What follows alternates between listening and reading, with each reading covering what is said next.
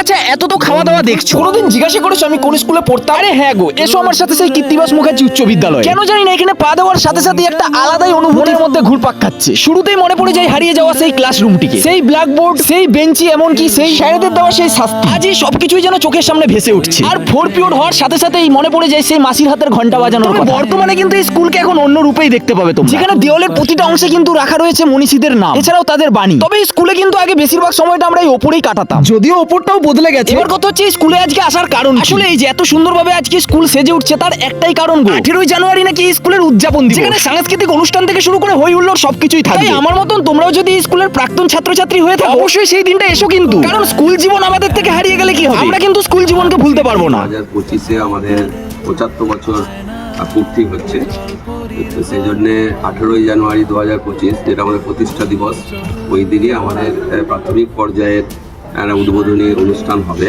তো আমরা সেই জন্যে এটা বার্তা দিতেও চাই চারিদিকে যে আমাদের যারা প্রাক্তনী আছে এই বিদ্যালয়ে, যারা পড়াশোনা করেছে এবং পাস আউট হয়েছে তাদেরকে, এবং যারা রানিং স্টুডেন্টস আছে তাদের, যারা অভিভাবক অভিভাবিকা এবং সকলে যাতে আসতে পারে।